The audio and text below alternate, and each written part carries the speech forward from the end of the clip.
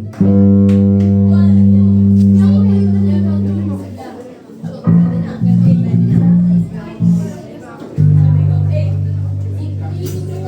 okay. Bawal na magdaldalan. Okay? Yes, yes, yes. Yes, yes, yes. Nag-enjoy ba kayo? Lord, dito Ate Reyna. It's a prank.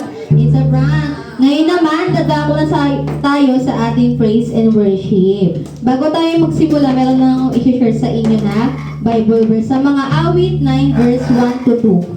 Pupurihin kita, Yahweh, ng buong puso ko, mga kahangahangang ginawa mo'y ipahahayag ko.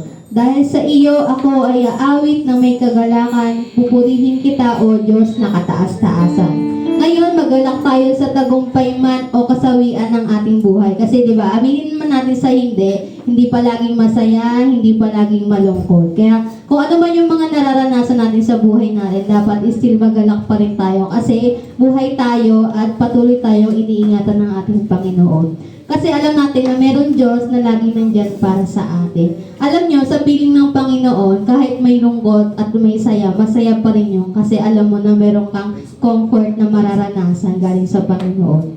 Alam nyo, dapat kapag may mga pinagdadaanan tayo, dapat hindi natin solusyon yung pagsuko sa buhay. Bagkus lagi natin piliin na bumangon at lumaban. Kasi alam nyo, hindi naman nag-e-end sa failure yung buhay natin. Habang may buhay, habang may hininga, may pag-asa. Kasi sino nagbibigay ng pag-asa sa atin?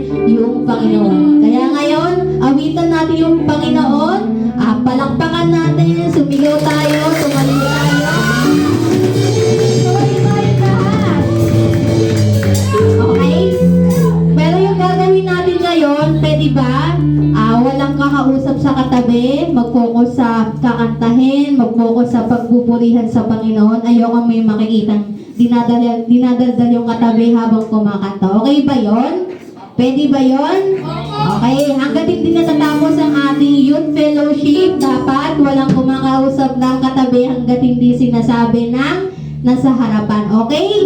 Okay, mag-pray muna tayo bago tayo mag-start. Yes, Lord. Maraming salamat, Lord, sa araw na ito, Lord.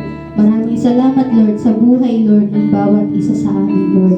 Maraming salamat, Lord, sa ligtas, Lord, na pagpunta po dito, Lord. Ngayon naman po, Lord, ay ikaw po yung maparangalan, Lord, sa aming pag-aawitan, Lord, pagpupurihan, Lord. Pangalan niyo po, Lord, ang maguna, Lord, sa lahat, Lord. Lord, tunay, Lord, na dakila ka, Lord, tunay na yung pagmamahal mo, Lord, walang kapantay, Lord. Kaya naniniwala kami, Lord, na may gagawin ka ngayong araw na ito, Lord. Naniniwala kami, Lord, na hindi kami lalabas, Lord, sa simbahan na ito, Lord, na wala kaming natututunan. Lord, maraming salamat po. Ibuksan niyo po, Lord, ang puso ng bawat isa sa amin, Lord. Yung bawat kakantahin namin, Lord, ay maintindihan namin, Lord, at may lagay namin sa aming mga buhay, Lord, at puso, Lord. Maraming salamat po, Lord, sa Panginoon Jesus. Amen. Amen! Palapakan naman natin yung ating Panginoon.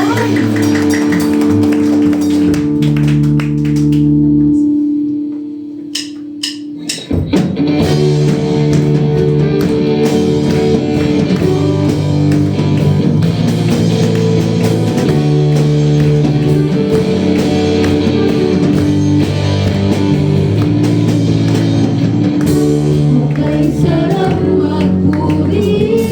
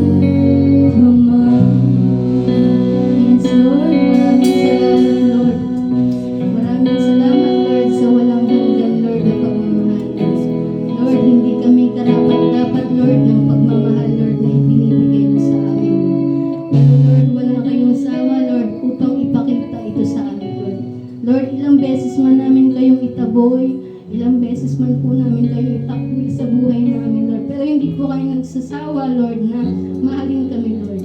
Lord, tunay, Lord, na dakila ka, Lord. Wala kang, Lord, na kapantay, Lord, kataas-taasan, Lord. Hari, Lord, ng mga hari, Lord.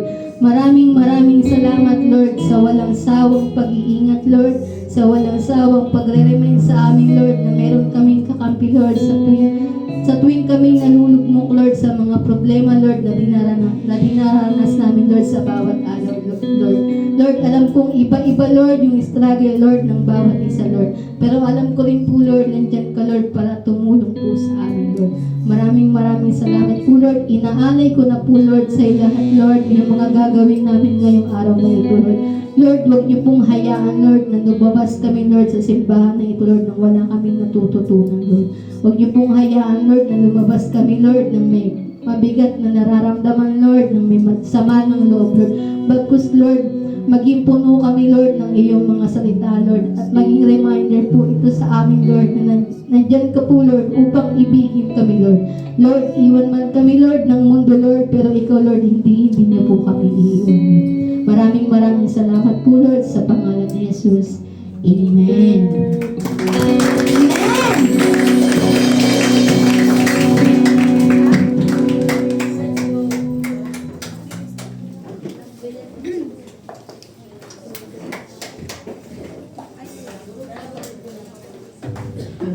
Ayan, so, sige, pwede tayong forward sa unahan. May mga vacant seats dito sa pangalawang hilera. Ayan. Ayan, sige. Mayroon pa akong isang bago. Ngayon ko lang nakita. Ayun. Anong... Ay, hindi ba? Naka-attend ka na ba dati? Okay. Sorry. Si Vladimir pala. Okay, sige. Papatuloy po natin yung ating gawain. But this time, let me share sa inyo yung short exhortation